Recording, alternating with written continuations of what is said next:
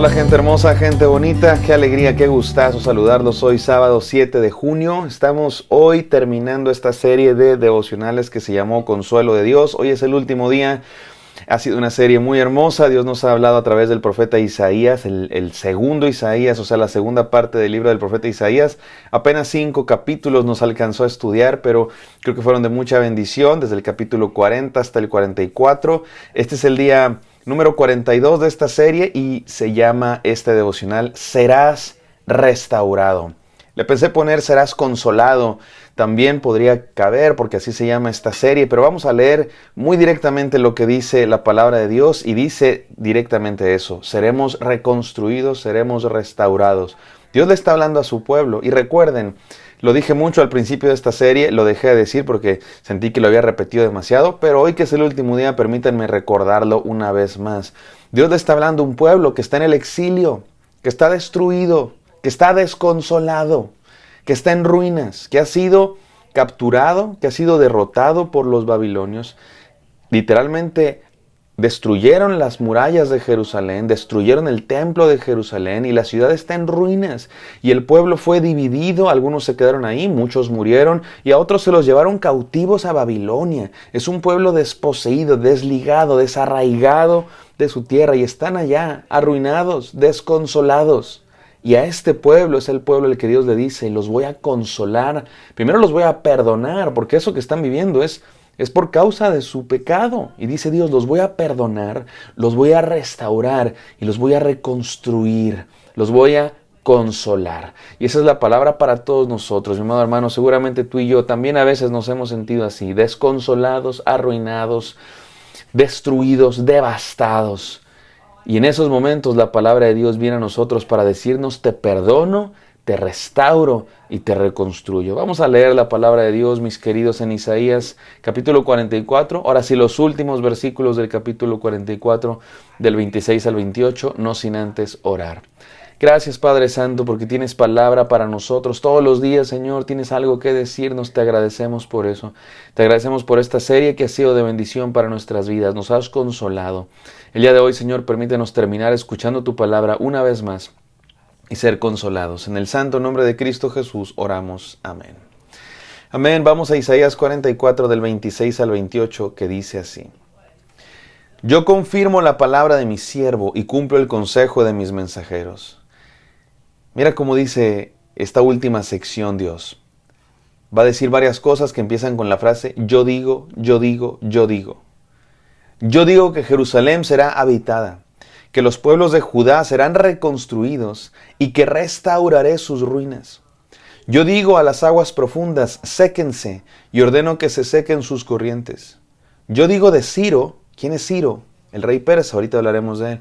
Él es mi pastor, él cumplirá todos mis deseos, dispondrá que Jerusalén sea reconstruida y que se pongan los cimientos del templo.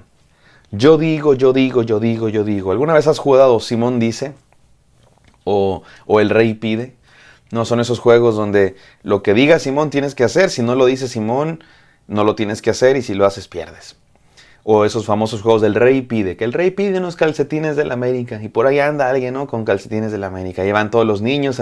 O el rey pide un anillo de oro y ahí van todos buscando el anillo de oro. Me encanta porque aquí Dios como que no está jugando, Dios está hablando muy en serio, pero está un poco hablando en esos términos. Yo digo. O como cuando tu mamá te dice, porque yo lo digo. Como diciendo, esta palabra tiene autoridad. Bueno, ¿qué más autoridad que el que nos acaba de decir que es el Dios del universo, el creador de todo cuanto existe, el único Dios verdadero?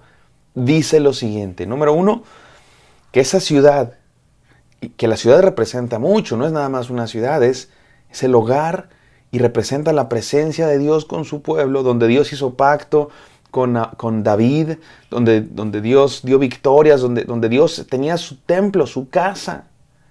Dice Dios, va a volver a ser habitada. Los pueblos serán reconstruidos y las ruinas restauradas. ¿Alguna vez has ido a una de esas ruinas? Yo qué sé, las ruinas de los mayas o de los aztecas, los mexicas, o las ruinas de las pirámides de Egipto, o cualquier otra ruina así las pirámides de Egipto están bastante bien conservadas, aunque también están en ruinas porque les falta mucho de lo que tenían antes. Y tú dices, están en ruinas. Ya no funcionan como funcionaban antes. Ahora son un sitio arqueológico. Nada más. Así estaba Jerusalén, en ruinas. Y es raro que se restauren las ruinas. A menudo se dejan así porque, sobre todo cuando son de un tiempo muy antiguo, porque lo que queremos es pues tratar de conservarlas lo más puro a como los encontramos, ¿no? Pero en el caso de Jerusalén, dice Dios, las voy a restaurar. Ya nadie va a venir a visitar como museo o sitio arqueológico. Otra vez va a ser casa habitada por personas. Eso hará Dios con tu vida, mi amado hermano. Si sientes que tu vida está en ruinas, devastada, desconsolada, Dios va a venir a consolarte, a reconstruirte, a restaurarte. Luego dice Dios que se sequen las aguas profundas y se sequen sus corrientes. Por supuesto que es un recordatorio de cuando Dios abrió el mar para que el pueblo pasara. Dios dice, voy a hacer caminos en el desierto, voy a hacer camino a través de las aguas, voy a abrir las aguas para que pases. Dios te va a dar victoria, Dios va a preparar un camino donde sientes que no hay. Dios hará caminos, mi amado hermano. Dios puede hacerlo. Y por último, el texto más interesante porque hay que explicarlo. Yo digo de Ciro, él es mi pastor y él cumplirá todos mis deseos y dispondrá que Jerusalén sea reconstruida y que se pongan los cimientos del templo. ¿Quién es Ciro y por qué dice Dios que él es su pastor? En el Antiguo Testamento y en la cultura hebrea, la imagen del pastor era la imagen de un líder, de un rey, de un gobernante. Así como un pastor gobierna sobre sus ovejas, se hablaba de los reyes como pastores. Por eso dice que él será mi pastor. Ciro era un rey, un gobernante muy poderoso y muy importante. Era el rey del imperio persa. ¿Y quién es el imperio persa? Un imperio, ya hablamos de él en esta serie, pero permítanme recordarlo una vez más. El imperio persa es un imperio que está creciendo y está teniendo mucha fuerza y está conquistando muchos pueblos, y ahí viene a conquistar a los babilonios. Los babilonios tienen miedo, están preparándose porque saben que va a haber un enfrentamiento con los persas. Y los babilonios son los que tienen cautivos al pueblo de Dios. Así es que Dios dice, tranquilos, porque ese pueblo que los ha exiliado y que los tiene cautivos, va a ser derrotado por otro. Siempre hay un pez más grande. Pero tampoco se emocionen y tampoco tengan miedo, porque tanto el rey de Babilonia como el rey de Persia, Ciro, son mis siervos, dice Dios. Son mis siervos, están a mis órdenes. Dios es el rey del universo. No hay pez más grande que este. Y este rey Ciro iba a conquistar, está a punto de pasar, va a conquistar a Babilonia. Y ahora Ciro, por conquistar a Babilonia, va a ser el que esté, digamos, sobre los judíos. Y Ciro les va a permitir regresar a Jerusalén. Regresen a Jerusalén. Reconstruyan las murallas, reconstruyan la ciudad, reconstruyan el templo. Por eso le llama mi pastor. Y más adelante le va a decir también mi ungido.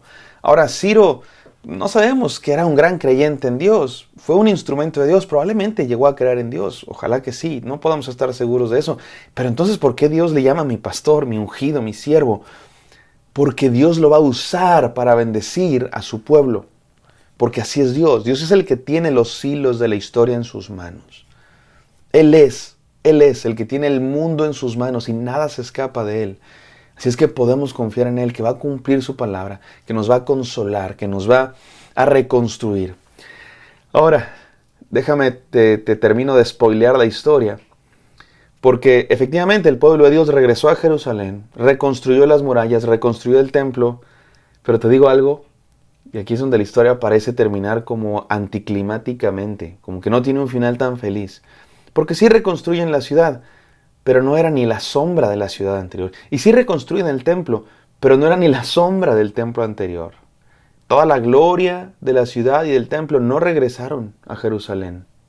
De hecho, las personas que reconstruyeron el templo, cuando lo vieron, lloraron. No de felicidad, de tristeza, porque se acordaban de cómo era el anterior y cómo quedó este. Y así acaba el Antiguo Testamento, como anticlimático, como en suspenso. ¿Sabes por qué? Porque el verdadero Salvador no es Ciro.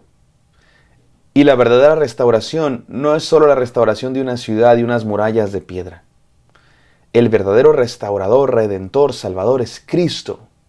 Y la verdadera restauración, salvación, consuelo y reconstrucción es la que Él hace en nuestros corazones, con su sangre derramada para perdón de pecados y su Espíritu viniendo sobre nosotros como agua viva para revivirnos.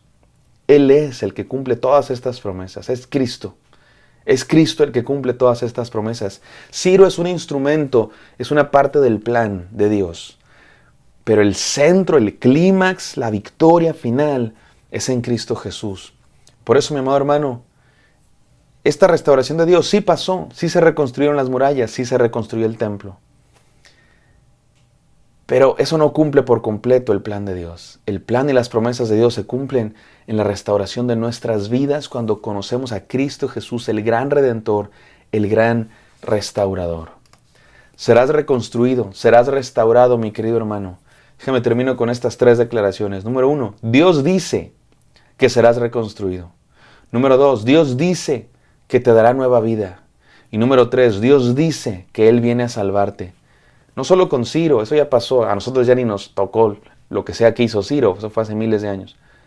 Cristo Jesús sigue restaurando gente el día de hoy.